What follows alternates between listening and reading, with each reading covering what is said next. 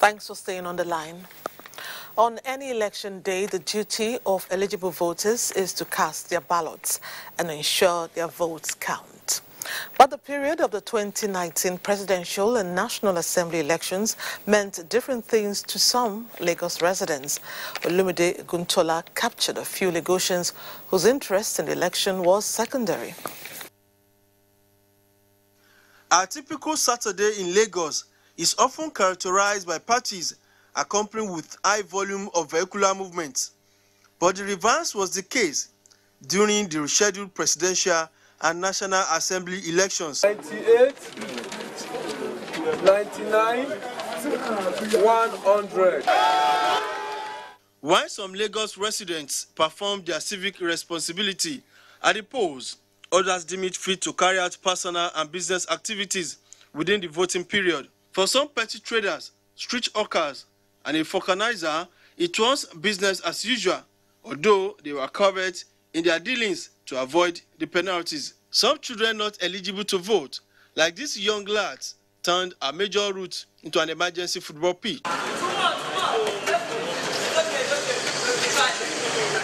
For some eligible voters, it was a time to keep fit. Well, it's a beautiful day for riding a bike because there's no cars. How about that?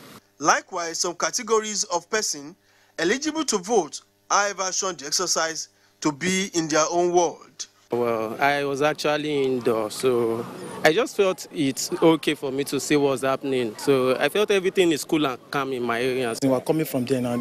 It's like they don't have the voting equipment yet, so let's take it back around.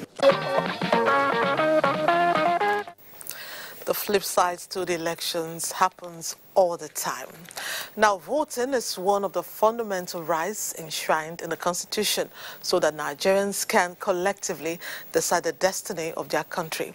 But imagine everyone, including security operatives, election observers, and staff of the Independent National Electoral Commission insisting on their fundamental rights to cast their ballots within the time scheduled for voting. This brings to the fore the extra sacrifice of citizens termed as essential workers who make the sacrifice in order for other Nigerians to vote. Haman Jabani takes a look at this category of citizens. It was a moment Nigerians in their millions stood down their routine engagements as they answered the clarion call, voting in just concluded presidential and National Assembly elections. While they exercised their franchise, a good number of equally patriotic Nigerians could not partake in this civil responsibility. Take, for instance, NTA's Abdullahi Mohammed, who was here on duty call, away from his polling unit. Independence Way, Kaduna, on a usual day is a very busy one, but today you can see it's deserted. Abdullahi is just one of many Nigerians on essential duties who must remain on such duty to guarantee the sanity of votes of other Nigerians. How do you feel that you are not able to cast your ballot yesterday? I feel normal anyway, considering the nature of my job, because it is a chosen career.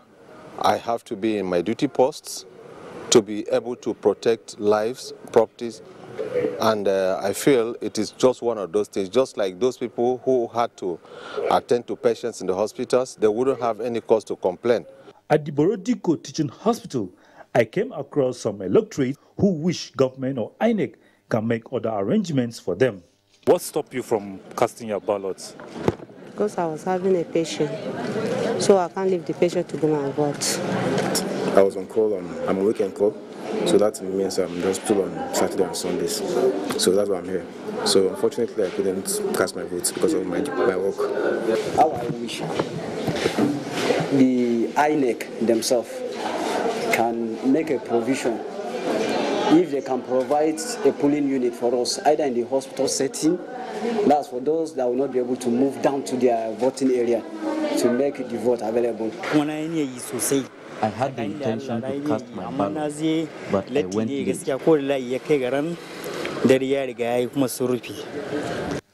And for John Shiklam, a journalist, there's always a way out if you so wish to cast your ballot. In spite of the pressure I find time to cast my vote yesterday. I voted at Wharf Road. The officials there were very considerate enough, and they allowed me to vote. And I voted and went on with my duties.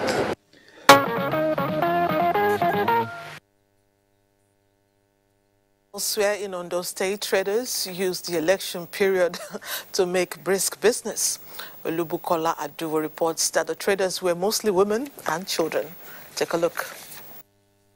In most of the polling units visited in Ondo West and Olujoke local government areas of Ondo State, some residents have taken the opportunity of the election process to sell their wares.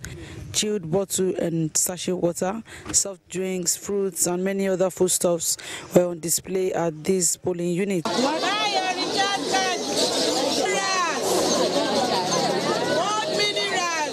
Some of these traders said they have made an average of 5,000 naira sale.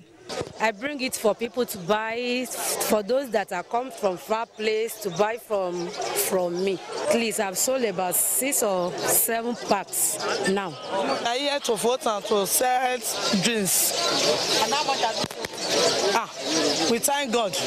God do it. Just like maybe 5,000 or above. The traders were mostly patronized by voters, security, and INEC officials.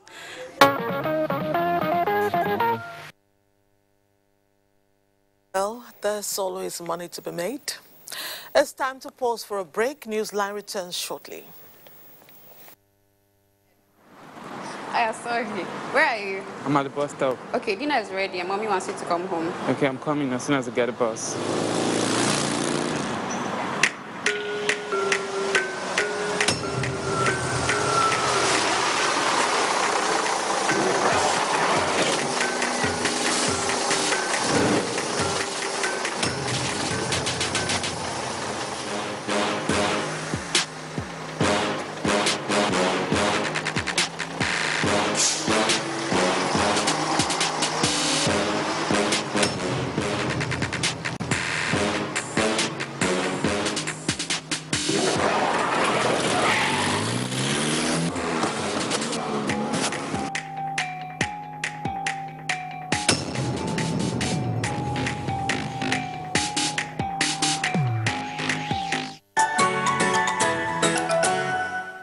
Introducing the new Nivea Dry Impact and Dry Comfort Deodorants. Now with quick dry effect and longer lasting fragrance. Guaranteed to keep you feeling dry and fresh all day.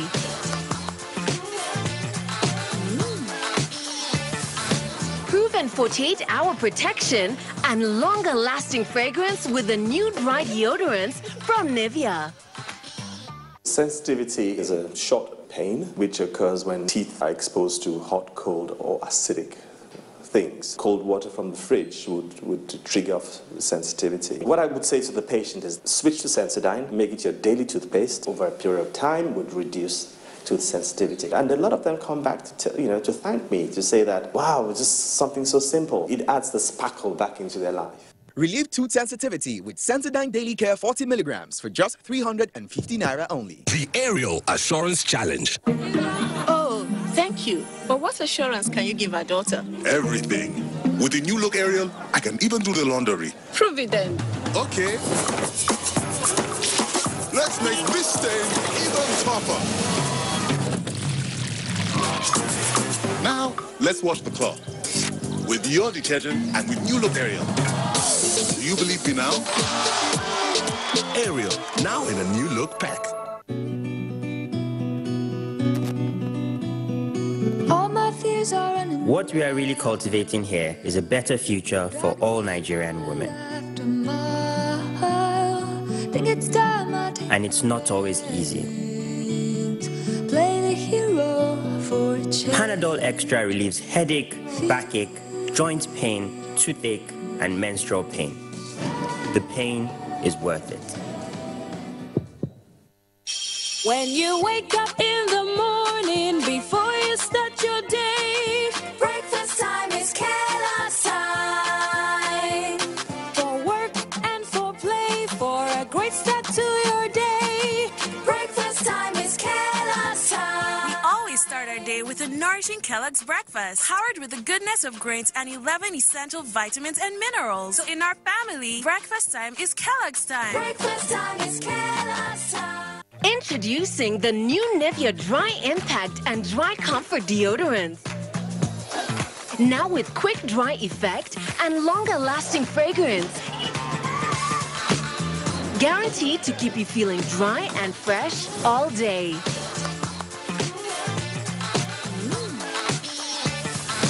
Proven 48-hour protection and longer lasting fragrance with the new dry deodorants from Nivea. Can you imagine a society without a common language? I'm sure there is no such setup. Little wonder the United Nations set aside an International Day for the Mother Tongue. And this year's edition was marked on the 21st of February.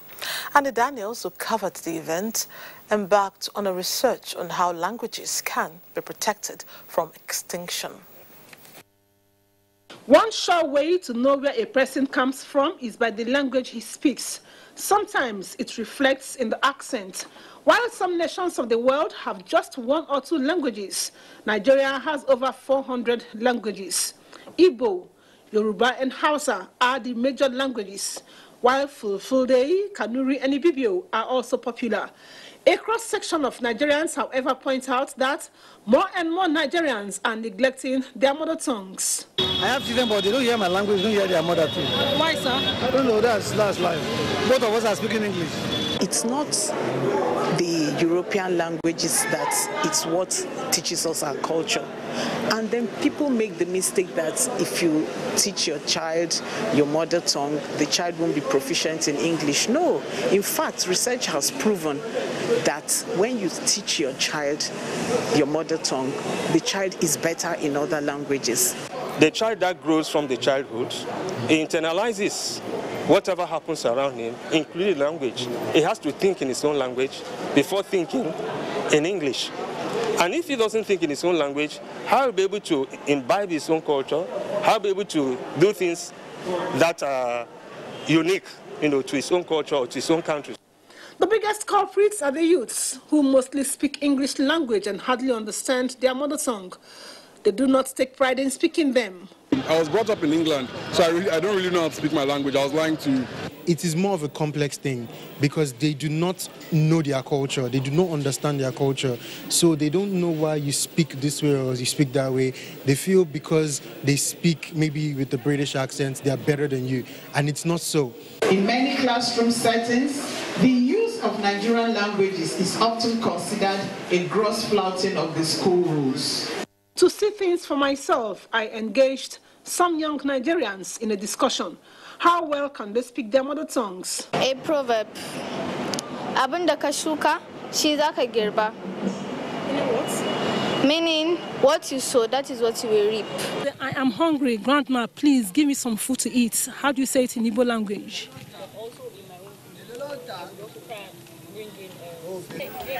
Mommy,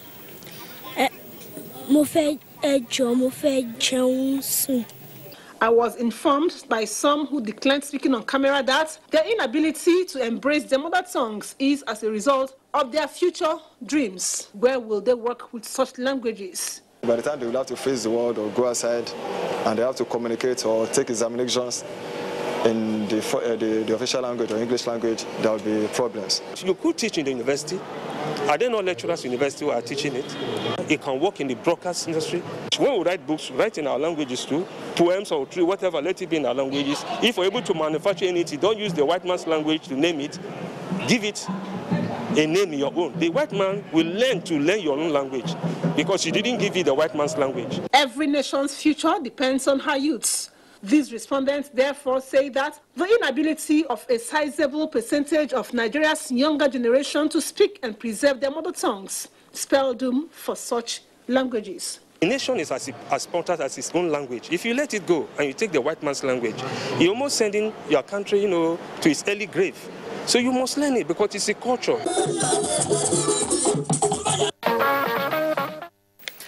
I would say the best way to preserve Nigerian languages is to include them in schools' curriculum. Now, water hyacinth is a common sight floating on our waterways and often constitutes environmental nuisance. Vicious as it may be, it is a species with great potential. Jennifer Igwe is set to enlighten us on why this aquatic plant is very aggressive by nature. They are scattered right now on the Lagos Lagoon and other waterways in the metropolis. These free-flowing invasive vegetation known as water hyacinth have a way of taking over the waterways perennially. Now, what do we really know about them? Let's start with some historical info. Water hyacinth is an aquatic plant native to the Amazon basin in South America. It entered Nigeria waterways through the Port Novo Creek in Republic of Benin. These usually spongy and green plants appear in clusters like free-floating mats on the waterways. First, one or two of them, ignorable.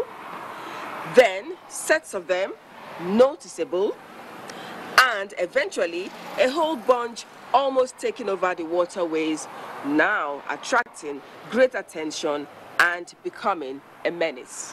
What facilitates this rapid development is influx of organic materials that are thrown into the water bodies.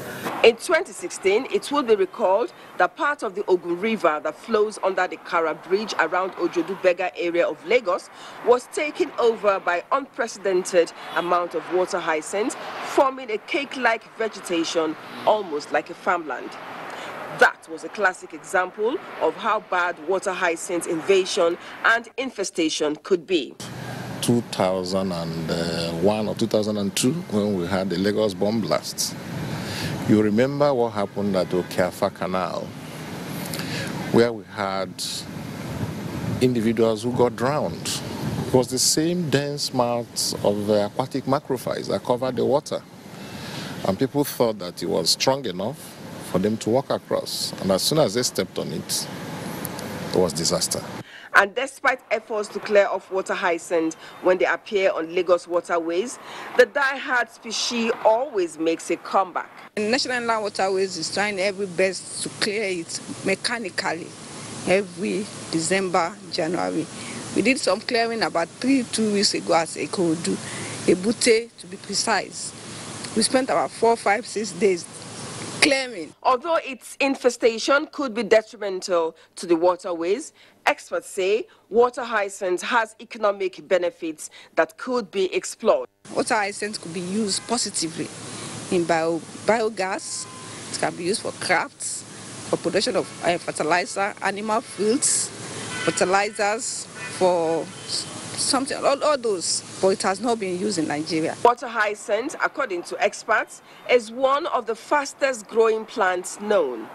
Each of them can reproduce thousands of seeds yearly, and they can remain viable for more than 28 years. This crucial point makes them good raw materials if well harnessed. And since the invasive weeds have no plans of disappearing, the nation can as well make their appearance profitable. Wow. Indeed, water hyacinth requires consistent effort to keep it at bay. In line with the 2019 World Environmental Day theme, Beat Plastic Pollution, the German Embassy in Nigeria has supported the erection of an effigy made with a collection of plastic waste bags. The artwork is to sensitize Nigerians in practical terms of the urgency to adopt alternative shopping bags with a view to phasing out plastic bags. Ijoma Stella Ona tells us more.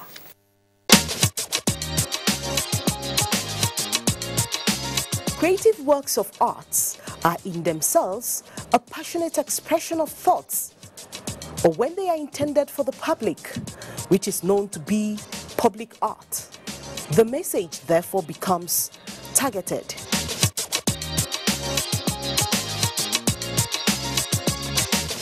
Throughout history, public art has been a soundless but yet an impactful piece of creativity that is often used to convey a message.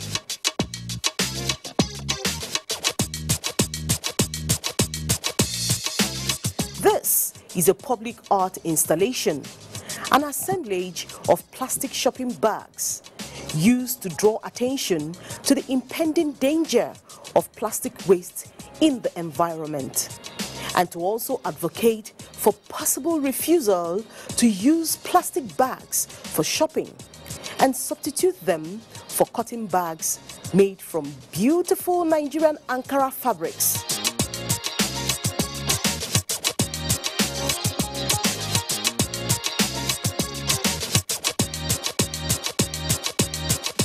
Sculpture, you know, this is a ripple effect. People will say. Meet Ifesinachi Comedy Nwanyanwu, an environmental artist. He maintains that avoiding waste, especially of every single used plastic bag, is a collective effort which does not need laws and regulations to implement, but common sense. In Nigeria, we don't have proper infrastructure to manage waste produced by plastics. All right? Now, if you come to shopping in the market, in shopping malls, we consume a lot of plastic bags, shopping plastic bags, single-use plastics. And these plastics end up in landfills or the natural environment. They don't decompose like paper. It takes them like 1,000 years to decompose. So what we're trying to do with this sculpture is to interact with the public, because sometimes ignorance also creates the challenges that we have with waste management. But when we have a sculpture like this that interacts with the people, especially right here in front of a shopping mall, people get to see it. People get to begin to understand the whole narrative about sustainable environment, not wasting plastics, not using plastics in such ways that they are harmful to the environment. And this is so important, you know, trying to draw awareness and sensitization to the fact that we need to do something about our waste pollution. And the fact that they use plastic bags, which is single-use plastic bags, is so important, right? We need to draw attention to the fact that we need to stop, you know, using single-use, but we need to try and reuse them. Part of what we do, we actually even buy waste, right? So we just recently launched something called Trash to Cash, because not just plastic, but even your plastic bottles, your cans, your papers, cardboard, there's value in all these materials, right? And we're trying to get the word out there as well, that instead of throwing it away, there's actually you can get your cash for trash. It's turning waste into a thing of beauty. It's a thing of which in our country, if we can learn that, okay, not everything that you see as waste as, no, it's not good looking, it's not nice and everything, it's a thing of which you can actually transform it into a thing of beauty. So if it's something of which you get to sensitize people about this, it's something of which it can even help our environment, safeguard it, even make it safer for our kids, because in this period of which we have a lot of global warming, so many other things that are harming the environment. With support from the German embassy in Nigeria, this environmental campaign was made possible from people who donated used plastic bags, which the artists used to create this shopping bag. Install the idea to people that there is money in waste, but the other thing is as well the environment and how to improve health and how to install this idea into Nigerians not to use plastic bags all the time and then throw them out into the nature. Do we really need to get too much, to chop too much of things we are having, and do we really need to use this one plastic bag, which each of them are cheap, but they will stay with us in environment for next 1,000 years or even longer. During the rainy season, one of the biggest challenges you have, even around the area where I live, is you have all these plastic bag remnants in the drainage, blocks the drainage, and then it overflows and ends up flooding the environment. So I think that this is a very good the exhibition is a good one to bring attention to the need to use other forms rather than plastic. The Nigerian parlance, chop chop, a theme for this work, is a reflection of how we spend money every day, how we chop money in the malls, marketplaces, and different public places. But beyond that expression, as we chop and chop and chop, so does the chopping plastic bags increase in our environment. And so, there is the need to put a check to it until we are able to manage plastic waste.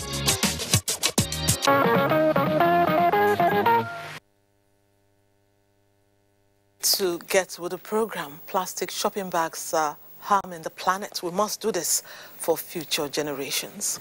More to come after this break. Please don't go away. Mars Medical Mission has finally done it, ensuring that the prevention of cancer and cancer-related ailments is available to you right where you are.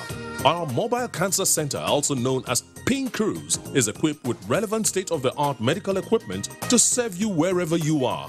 All you have to do is apply for the Pink Cruise to come to your community or organization by sending a request to info@pinkcruise.org. Remember to suggest 3 alternative dates when you will prefer the Pink Cruise to come to conduct free preventive health care at your doorstep, including checking your body, your eyes, and your teeth. For more information on the Pink Cruise and how to take advantage of it, please log on to www.pinkcruise.org or visit us at the MMM House, number 31 Abode Thomas Street, Surulere, Lagos, or call 0805-633-4288.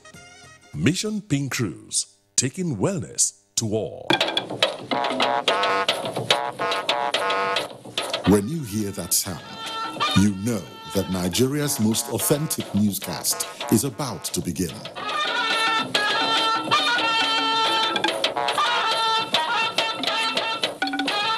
NTA Network News, breaking the news for over 40 years.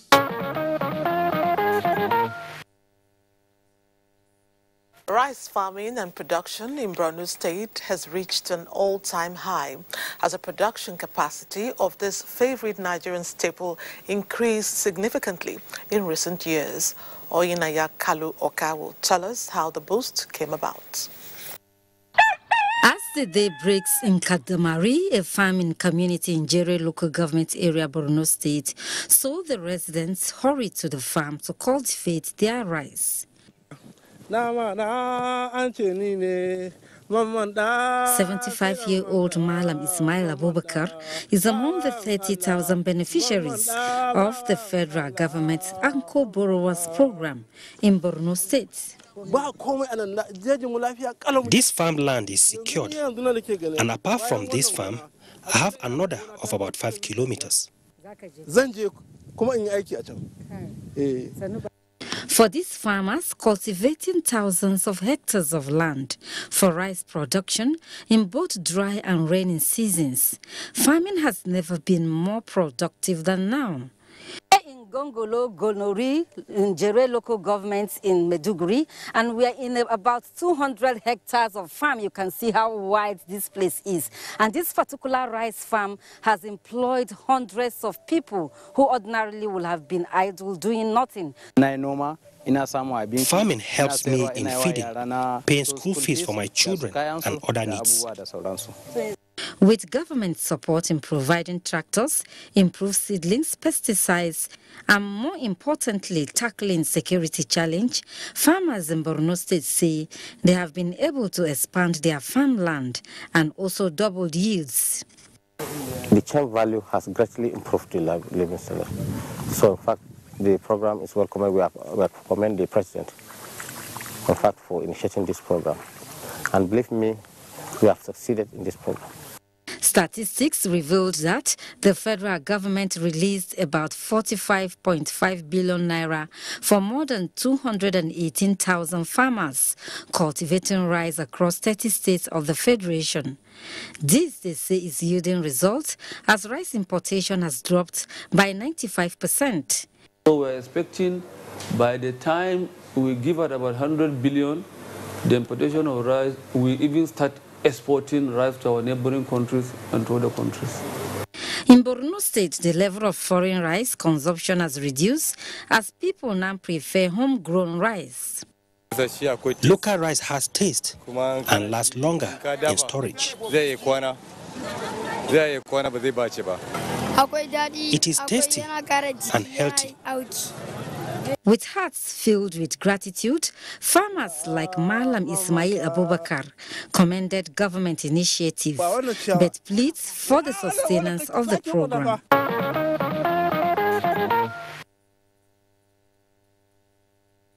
Farmers deserve commendation.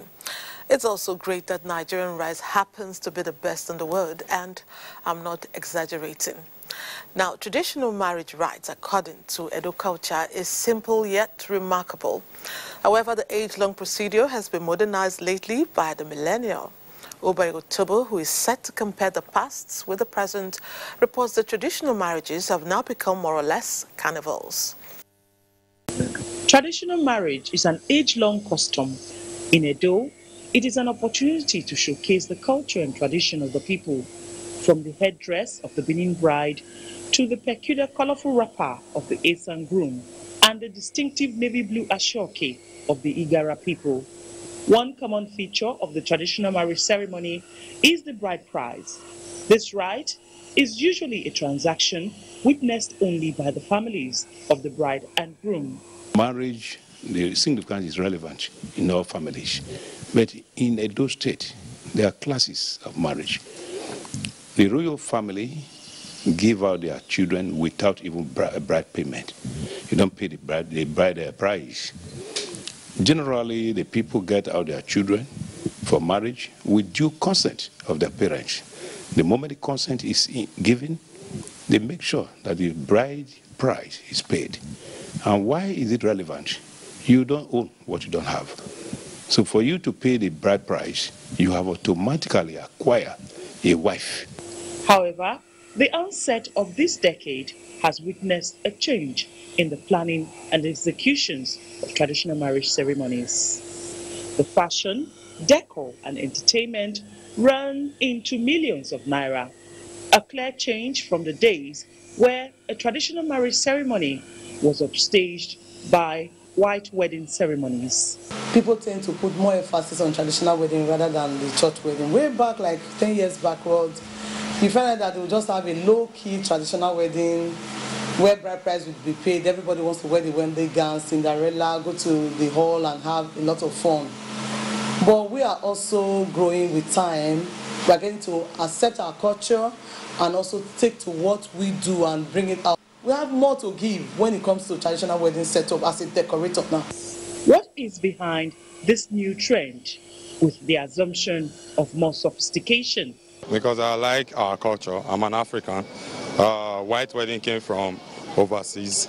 So if I want to get married, it's traditional marriage. That's what I would prefer. The world is expanding every day. Before, that is not how it used to be. Before, when two families come together in one parlor, they just do the right thing and go back.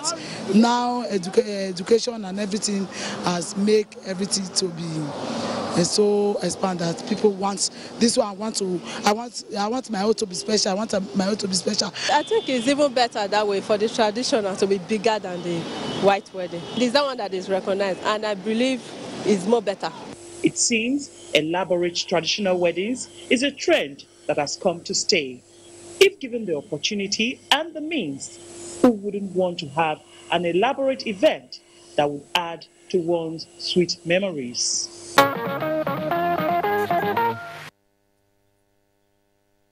Change is constant, and the new face of traditional marriages is beautiful. Who doesn't love a carnival? Let's proceed. Various strategies are employed by traders the world over to attract patronage. But what happens when a trader, especially a male, inappropriately touches a female passerby, all in a bid to attract her attention to his wares? Annie Daniels, who may have experienced this subtle brand of sexual harassment at Yaba Market in Lagos, reports. Imagine passing through a road where a market is situated or simply engaged in window shopping, and suddenly an opposite sex comes after you, pulls and begins to touch you inappropriately. That is the case in Yaba Market.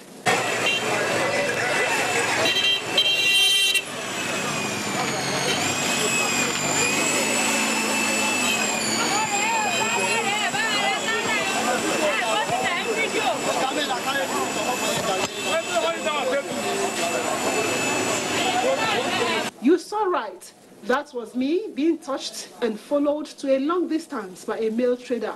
They want to sell, That's what they call it. These respondents say that my experience is nothing compared to what several women and girls go through daily in this market. Some go to the extent of even calling you names, especially when you don't pay them attention. And if they even notice that you are one that you don't even give them face, it becomes worse, sort of, because they want to keep daring you that you must answer me. There was a day that they dragged a lady without knowing that she's a military lady. So on the process, they beat the guy. Even with that, the trend has persisted. There are the people on the streets to hustle for their customers. You know, they don't have shop. They will be talking to the person, maybe a girl or a boy, will you buy this, will you buy that? Instead of the person to reply and say, no, I'm not buying, they will feel like maybe they are too big to ask questions. So we asked, does touching a woman inappropriately make her patronize a trader? Don't say you have fine girls. When they are passing, if you didn't touch them, they will not be happy. They think they are ugly, white boys are not dragged them. When you drag them, understand, they will come up. If you say they are not bad, say, okay, let me see what you have. When they go to the shop, they see what they want to buy. And it's not those say they sell us one, they make them customers. Are they aware it is a punishable offense? It's a harassment, it's not good, we don't support that. When somebody touches, excuse me, sister, follow me by, it doesn't mean that the person insults you or the person drag you. If you pull anyone without his or her consent, and perhaps it results to injury or body pain, that's assault. So it could be treated as assault. And if you are touching a place considered to be very private, that's sexual harassment. And whichever way it comes out, the two can be treated as a crime. The imprisonment is no more than 2 years, but when you're talking about sexual harassment, it's from 7 years to 14 years, depending on which category of sexual harassment. But there are also those who do not think that these acts can stop. When women do kind of dress that expose their body, there must be a touching. I will let you know that a greater number of women, because they say basically it's women that are being harassed, but a large number of them have decided not to report. But the few ones that we had to report, the police has done justice to that. There is no excuse for harassing females in Nigerian markets. At this point, everyone should speak against it. Favor Friday is on her way to becoming the first victim of jungle justice in Edo State to get justice, speedy dispensation of justice for that matter. After her accusers stripped her naked, dehumanized her womanhood and filmed it for public viewing, the state government swung into action after the video went viral. As we speak, the suspects are in police net. And Obey Otobo, who has been following this case for Newsline, reports.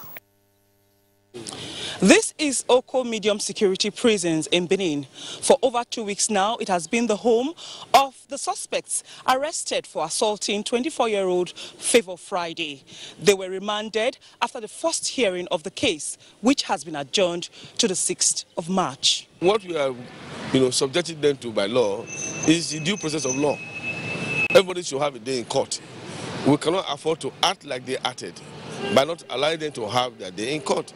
And that is what they are, learning right now. I'm sure where they are in the prison now, they must have been having time to think about their decision and the action they took that day. And given the chance to do the same thing again, I'm sure they will take differently. Favor Friday was assaulted by a group of men in Ubuyoko quarters in Benin over a missing phone. Her ordeal became a global concern when the video of the ugly incident was uploaded online. Now those boys come they ask me, come they hit me, they beat me. So yeah, the phone they say I no carry phone. So I no carry phone. So I don't know where the phone. They come they beat me, they naked me, carry pepper, they put it from my private parts. So make me bring out the phone. I still they cry, I no carry phone, I no carry phone. They still naked me. Or then they video me, they carry pepper, they put from my body. The process of giving justice to Favor Friday is underway. 5 of the suspects connected to the incident have already been charged to court, while the Edo State Police Command has vowed to apprehend other suspects at large. A fallout of the assault on Favor Friday was a peaceful rally by Edo women, led by the wife of the state governor, Betsy Obaseki. The women called for an end to jungle justice and violence against women. The signing into law of the bill prohibiting violence against persons coming at this time will give reasonable mileage to the quest by all concerned to see the case to a conclusion.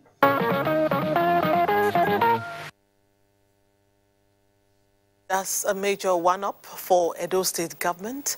Jungle justice is illegal and must be discouraged. Let's take our last break now. Stay with us.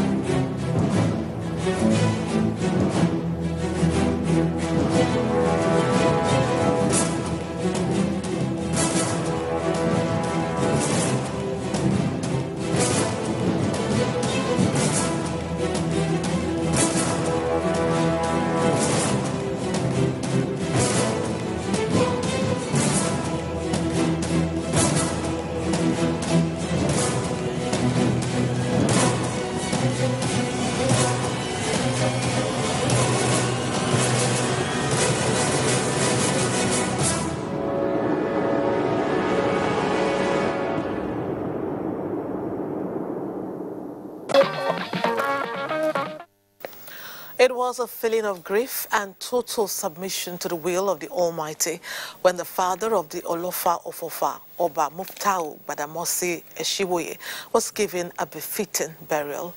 Information and Culture Minister Lai Mohammed was among the first callers at the palace. Anthony Forson tells us how.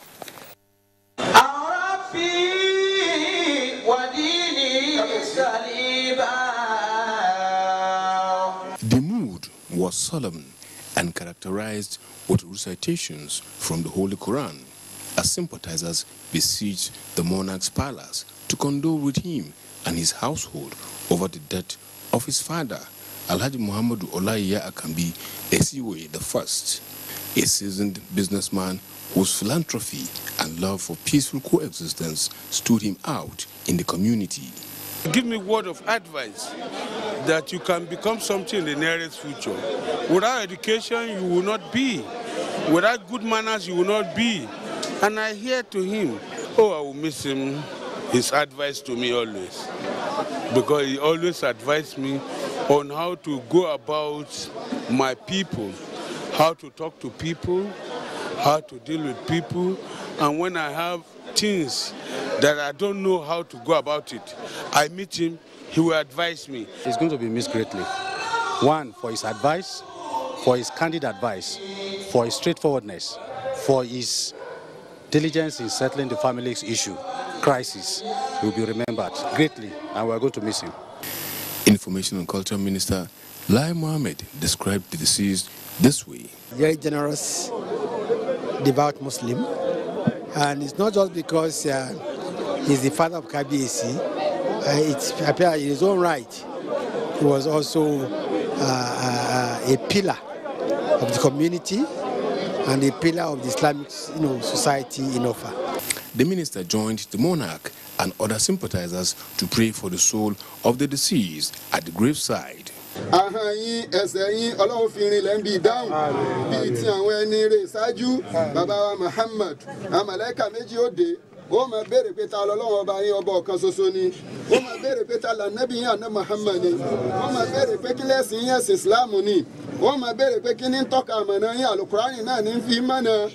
Earlier, the minister had equally visited the home of late barrister Joseph Oladepo Ashaolu, who passed on the 7th of January at the age of 60. The late Oladepo Ashaolu is a contemporary of the minister in the field of politics, whose sense of honesty stood him out. What people remember him for, I think, is simplicity, transparency, and honesty. And it's rare, like Senator Ajadi said, for a politician to return money after any election. The usual balance is that the money has expired. But we hear a testimony firsthand from a candidate that his campaign manager, a few weeks after he lost the election, came back to him and said, look, I didn't spend all the money because I didn't trust some delegates. Have your balance. And I think this speaks volumes. And I think it means that not all politicians are innately corrupt or rotten. I think it's a very good testimony for the departed. From there, the minister had a stopover at the palace of the Onimode of Imode, Oba Joseph Adewumidada. The minister, while there, joined in praying for the repose of the soul of late Barrister Ashaolu, whom they described as a man who devoted his life to the promotion of goodwill for the benefit of mankind.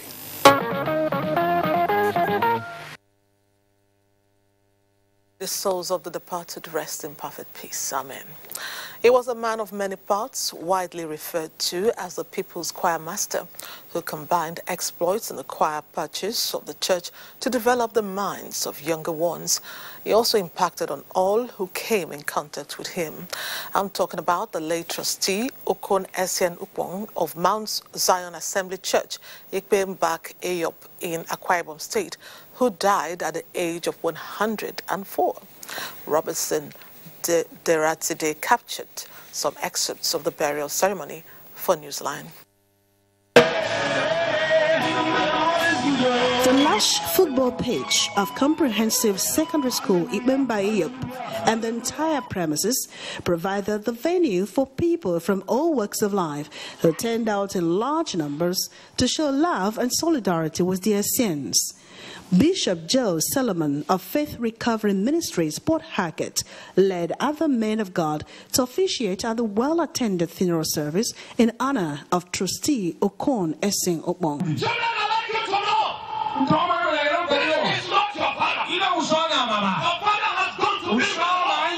Tributes poured in, notably from His Lordship, Bishop S.E.U. Ukut, the presiding bishop of Mount Zion Assembly Church, who described the late trustee as a choir master of repute whose doggedness, hard work, creativity, intelligence, determination, and strength of character contributed to the laying of foundation of a new altar for Mount Zion Assembly Church, Nigeria, in Ikpembak. I could remember vividly when we were children, his slogan will always ask us, "You must go to school." Always advising me on how to live, on how to go about life. When I was just a child, I had been advising my parents to send me to school, and with that I'm enjoying today. This man that has gone home has fulfilled purpose, and one of the things he knows how to push his children to go to school. If you are here, don't see the other person sending his children to school as a wicked man. Try and do one. In his condolence message, the General Superintendent of New Covenant Gospel Church and National President, Pentecostal Fellowship of Nigeria, Reverend Felix Omobode, noted that it was heartwarming to know that Trustee Okon Essien Upong died a believer in Christ and raised a formidable family. The slogan that NTA is a family was resonated as staff and management from NTA stations Benin, Uyo, Calabar, Eket, Owerri, Yenagoa, and Port Harcourt turned in their numbers to identify with their own Madam Cecilia Sen, acting as a director, NTA Network Center, Port Harcourt.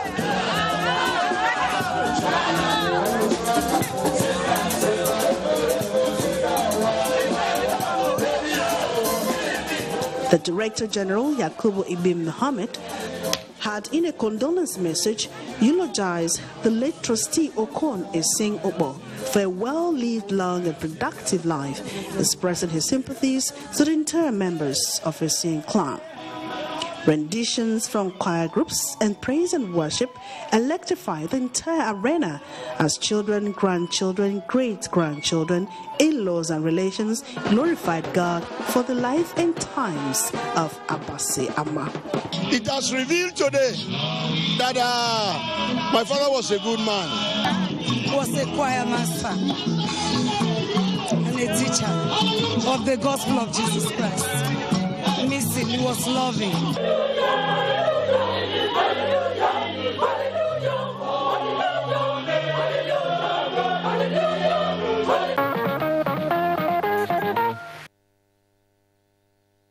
Most befitting farewell ceremony, I must say, and may his kind soul rest in perfect peace. Amen. That's Newsline this week. Let's do it again next week. Don't forget, it pays to be hardworking and patriotic. Good night and God bless Nigeria.